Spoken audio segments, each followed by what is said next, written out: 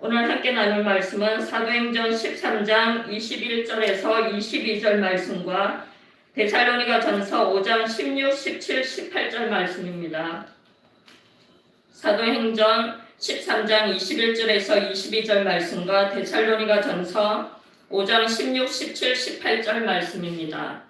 다같이 함께 합독하시겠습니다. 그 후에 그들이 왕을 구하거늘 하나님이 베냐민 지파 사람 기스의 아들 사울을 40년간 주셨다가 패하시고 다윗을 왕으로 세우시고 증언하여 이르시되 내가 이새의 아들 다윗을 만나니 내 마음에 맞는 사람이라 내 뜻을 다 이루리라 하시더니 데살로니가전서 5장 16, 17, 18절 말씀입니다. 항상 기뻐하라 쉬지 말고 기도하라 범사에 감사하라 이것이 그리스도 예수 안에서 너희를 향하신 하나님의 뜻이니라. 아멘. 오늘 말씀의 제목은 하나님 마음과 뜻이라는 제목으로 말씀을 나누겠습니다. 이 세상은 보이는 것들과 보이지 않는 것들로 구성되어 있습니다. 보이는 것들의 중요성도 있지만 보이지 않는 것들의 중요성이 훨씬 클 때가 있는 것입니다. 보이는 세계와 보이지 않는 세계가 둘로 나뉘어져 서로 공존하며 이 세계가, 이 세상이 오늘 하루도 무사히 잘 움직일 수 있었던 것도 같습니다. 사람도 마찬가지입니다. 보이는 것들과 보이지 않는 겉과 속이 있습니다. 그 중에서도 보이지는 않지만 가장 확실하게 사람의 생각을 움직이며 몸을 움직이게 하는 한 가지가 있습니다. 그것은 바로 마음인 것입니다. 마음은 보이지도 않고 만져지지도 않지만 정확하고 진실되게 느껴지며 나타나게 되는 것입니다. 마음으로 하는 모든 것은 그대로 전달이 되기 때문입니다. 그래서 마음으로 나누는 따뜻한 말 한마디는 사람에게 용기와 힘을 줍니다. 진실된 마음은 상대방을 진실되게 만들고 나도 움직이며 상대방의 마음도 움직이게 합니다. 오늘 말씀의 제목이 하나님 마음과 뜻이라는 제목으로 말씀을 나누고 있습니다. 하나님은 이새의 아들 다윗을 만났고 내 마음에 맞는 사람이라 칭하셨고 내 뜻을 다 이루리라고 말씀하셨습니다. 어쩌면 하나님의 마음과 다윗의 마음이 서로 완전하게 통했던 것 같습니다. 하나님 마음이 새겨진 다윗에게 특별하게 나타내시는 하나님 아버지의 마음, 그 마음 위에 하나님 뜻을 이루시고 이뤄가시는 그 아버지의 깊은 마음이 있었습니다. 하나님 아버지의 마음은 사랑의 마음이고 용서의 마음이고 불쌍히 여기며 긍휼히 여기는 마음이 곧 하나님 아버지의 마음의 전부인 것입니다. 그래서 하나님은 우리 인간들에게 끝없이 하나님 마음을 오늘 지금 이 시간에도 하염없이 나타내시고 부어주시는 것도 같습니다. 하나님 마음과 시작과 끝은 어디일까요? 무한정으로 쏟아 부어주시는 하나님 아버지의 마음이 오늘 우리를 살게 해주는 큰 힘이 되는 것도 같습니다. 저는 예전부터 잘 알고 지내던 권사님 한 분이 계십니다. 지금은 반송산 꼭대기에 사시는데 예전에는 남천동의 아주 큰 현대아파트에 살았습니다. 집이 얼마나 크고 화려하게 꾸며놓았던지 주위 분들이 집 구경하러 한 번씩은 꼭 들리는 집이었습니다. 그리고 둘째 아들은 독일에 있는 유명한 대학에서 음악 공부를 하며 쟁쟁하게 키워냈습니다. 그 비싼 유학을 거쳐 호화로운 아들 결혼식에 그리고 아들 학원을 차려주느라 권사님의 재산도 차츰차츰 줄어가고 있었습니다. 그런데 그렇게 열심히 뒷바라지를 해주었던 이 아들이 주식에 손을 대서 학원도 집도 다 날리고 지금은 권사님은 보증금 1,000만 원을 걸고 월세 20만 원에 살고 계십니다. 아들은 빚도 지고 오갈 데도 없는 신세가 되어서 권사님 집에 들어와 지금 같이 살고 있습니다. 얼마 전에는 가벼운 교통사고로 다리를 조금 다쳐 병원에 있는 상태입니다. 저는 가끔 한 번씩 이 권사님과 통화를 하면 속이 참 많이 상했습니다. 정말 정신 못 차리는 아들이구나 싶어 안타까웠습니다. 그런데 권사님의 태도가 저를 더 안타깝게 했습니다. 얼마 전에는 반지까지 팔아 비싼 보약까지 해주는 것이었습니다. 저는 그것을 보고 권사님께 아들을 하나님께 완전히 맡기고 잠깐이라도 나 몰라라 하고 강하게 키우라고 말씀을 드렸지만 아무 소용이 없었습니다.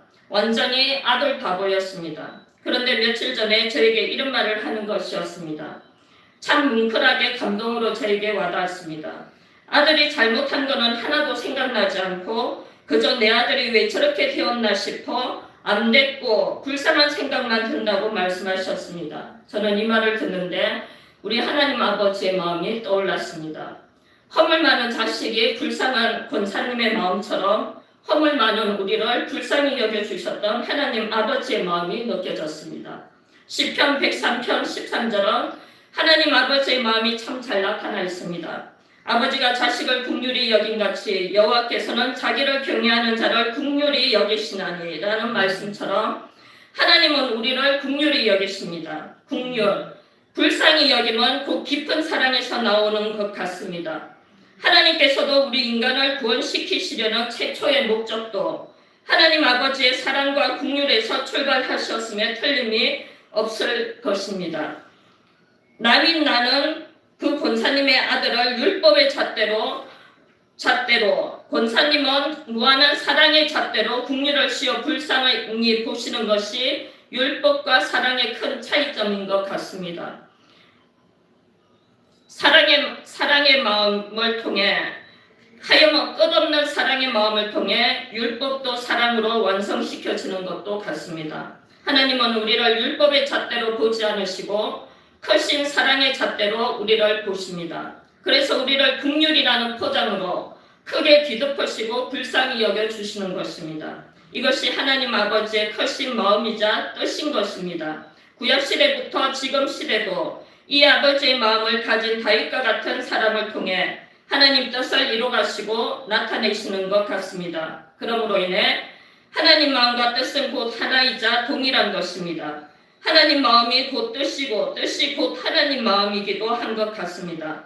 그렇다면 하나님 마음과 뜻을 알기 위해 어떠해야 하는지에 대해 좀 더 구체적으로 알아보겠습니다. 그 첫 번째로는 항상 기뻐하고 기도해야 합니다. 오늘 본문 데살로니가전서 5장 16, 17, 18절은 항상 기뻐하라, 쉬지 말고 기도하라, 범사에 감사하라. 이것이 그리스도 예수 안에서 너희를 향하신 하나님의 뜻이니라 라고 말씀하십니다. 이 세상에 기쁨을 싫어하는 사람은 한 사람도 없습니다. 전도서 3장 12절에는 사람들이 사는 동안에 기뻐하며 선을 행하는 것보다 더 나은 것이 없는 줄을 내가 알았고 라고 말하고 있습니다. 그만큼 기뻐하며 선을 행하는 것 외에는 이 세상에 더 나은 기쁨이 없다는 뜻인 것입니다. 그래서 항상 기뻐하라는 명령이 우리에게 주어진 것도 같습니다. 그런데 문제는 그렇게 좋은 기쁨이 우리에게 늘 마구마구 샘솟으면 얼마나 좋겠습니까마는 현실은 그렇지 못할 때가 더 많은 것도 같습니다. 우리는 기쁨을 빼앗기고 슬픔과 고민과 걱정과 불안과 두려움의 소용돌이에서 헤맬 때가 누구에게나 닥칠 때가 있다는 사실입니다. 왕관을 쓰려는 자, 그 무게를 견뎌라는 말이 있듯이 그 좋은 기쁨의 왕관의 무게가 결코 가볍지 않고 무겁다는 사실입니다. 기쁨의 왕관을 쓰려는 자, 그 무게를 잘 견디기 위해서는 아주 중요한 한 가지 비책이 있습니다. 그 비책은 바로 기도인 것입니다. 저는 지난주 화요일 너무 바빠서 잠깐 기도만 하고 하루 동안 길게 기도할 시간이 없었습니다. 아침 일찍 나가 저녁에 들어와서는 피곤해서 자기 바빴습니다. 날마다 하던 기도를 소홀히 하고 나니 뭔가 모르는 불안함과 부정적인 생각에 사로잡혔습니다. 뭔가 알 수 없는 찝찝함과 피곤함이 몰려왔습니다. 그리고 무엇보다 내 마음의 기쁨과 평안함은 1도 없어지고 말았습니다. 안 되겠다 싶어 빨리 무릎을 꿇고 간절하게 기도하기 시작했습니다. 잠깐이지만 바쁘다는 핑계로 하루라도 기도에 소홀했던 제 자신을 돌아보며 회개했고 늘 하던 대로 1번 선교와 아픈 사람, 힘든 사람, 전도 대상자와 교회와 여러 사람들을 놓고 기도할 때 어느 순간 다시 마음속에 기쁨과 평안함이 회복되는 것이 느껴졌습니다. 우리는 기도해야 기쁨과 평안함이 회복될 수 있는 존재들로 지음을 받은 것 같습니다. 하나님께서는 구약시대부터 오늘까지 하나님 마음에 맞는 하나님 마음을 지닌 자들을 통해 주님의 역사를 이루시고 펼치셨습니다. 그들은 기도를 통해 확실하게 얻어지며 수하게 되는 결과임에 틀림이 없습니다. 하나님 마음을 알기 위해서는 하나님과 마음이 맞기 위해서는 우리는 반드시 기도라는 관문을 거쳐야 합니다. 기도는 영적 호흡이라고 말합니다. 기도는 하나님과의 교제라고 말하고 있습니다. 호흡을 하지 못하면 인간이 살 수 없고 죽듯이 기도를 하지 않으면 영적으로 죽은 자나 마찬가지인 논리인 것입니다. 또 사람도 같이 함께 만나는 교제가 끊어지면 관계가 멀어지기도 합니다. 마찬가지로 기도가 없다면 하나님과의 관계가 멀어졌다고 할 수 있는 것입니다. 하나님을 믿는 자녀라면 누구에게나 반드시 기도해야 하는 책임과 의무가 주어지는 것입니다. 어떤 목사님께서 말씀하셨습니다.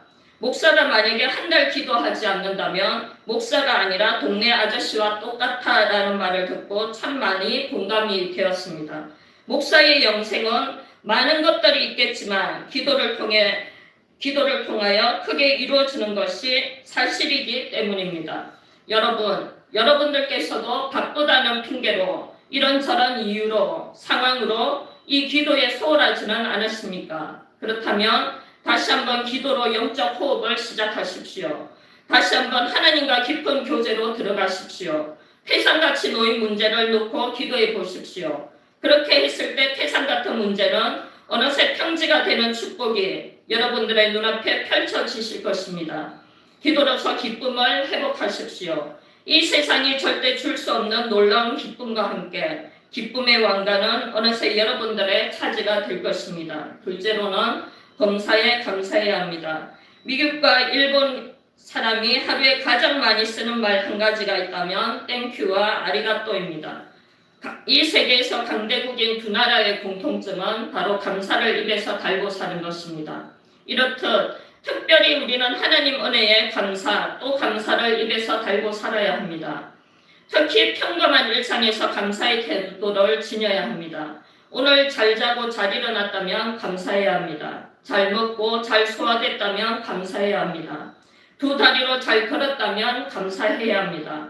두 팔과 손이 있어 내 손을 잘 움직였다면 감사해야 합니다. 두 눈이 있어 모든 사물을 잘 볼 수 있고 두 귀가 있어 어떤 사람에게 설령 싫은 소리를 들었더라도 감사해야 합니다. 당연히 오는 것 같은 평범한 일상, 하루하루가 얼마나 기적인지 하나님 은혜인지 사랑인지를 우리는 인지하고 못하고 살 때가 너무도 많습니다. 누구에게나 주어지는 평범한 일상이지만 누구에게는 이 평범함이 기적과 같은 선물일 수도 있는 사람들이 너무도 많습니다. 저는 어저께 새벽부터 아침까지 천국과 지옥을 오고 가는 것 같은 괴로움으로 몸부림을 쳐야만 했습니다. 지난주 금요일에 조카에게 톡이 왔습니다. 저번부터 서면에 있는 유명 연예인이 하는 뷔페에 한번 가고 싶다고 얘기를 했더니 오늘 뷔페를 먹으러 가자는 내용이었습니다.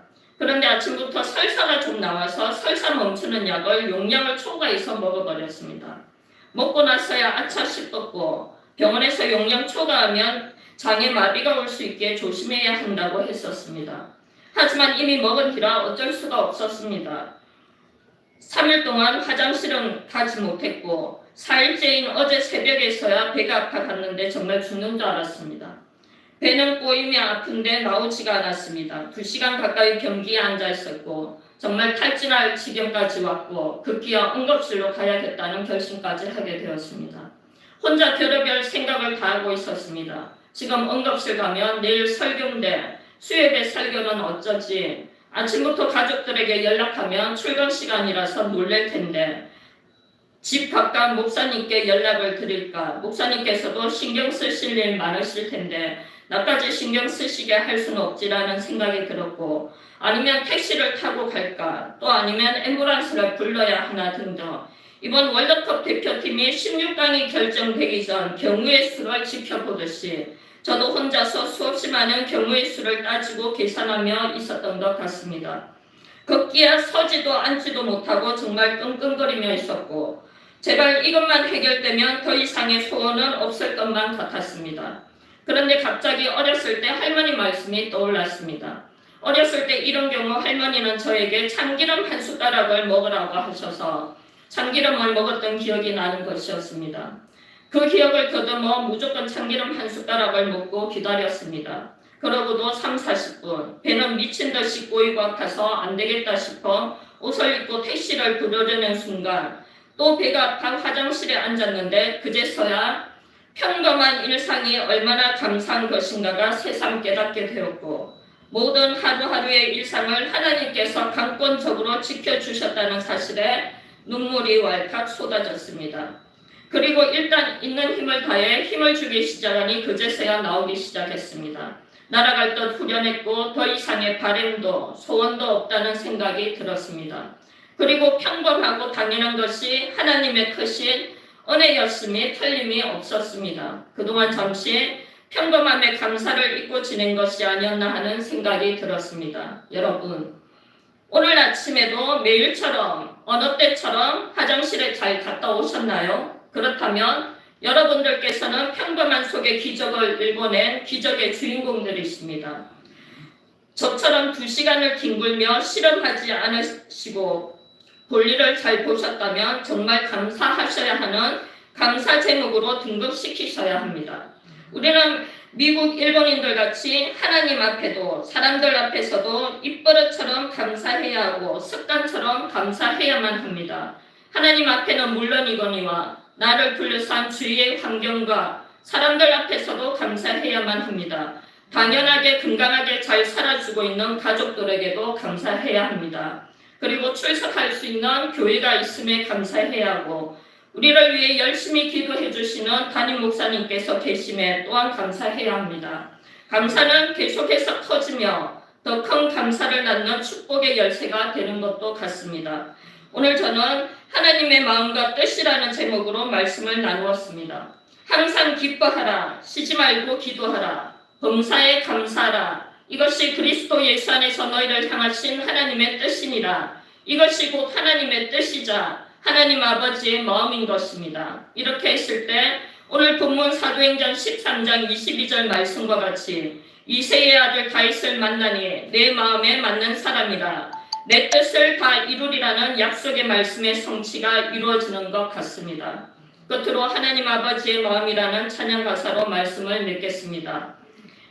아버지 당신의 마음이 있는 곳에 나의 마음이 있기를 원해요. 아버지 당신의 눈물이 고인 곳에 나의 눈물이 고이길 원해요. 아버지 당신이 바라보는 영혼에게 나의 두 눈이 향하길 원해요. 아버지 당신이 울고 있는 어두운 땅에 나의 두 발이 향하길 원해요. 나의 마음이 아버지의 마음하라. 내 모든 뜻 아버지의 뜻이 될 수 있기를 나의 온몸이 아버지의 마음하라. 내 모든 삶 당신의 삶 되기를. 이 가사처럼 아버지 당신의 눈물이 고인 곳에 나의 눈물이 고이길 원하고 아버지 당신이 울고 있는 어두운 땅에 나의 두 발이 향하길 원해지는 진정으로 아버지 마음을 알아 나의 모든 뜻이 아버지의 뜻이 될 수 있는 아니 반드시 되고야만은 저와 여러분들이 다 되시기를 간절히 바랍니다. 기도하겠습니다. 할렐루야. 고맙고 감사하신 하나님 아버지 감사합니다. 오늘 하나님 아버지의 마음과 뜻에 대해서 말씀을 잠깐 나누었습니다.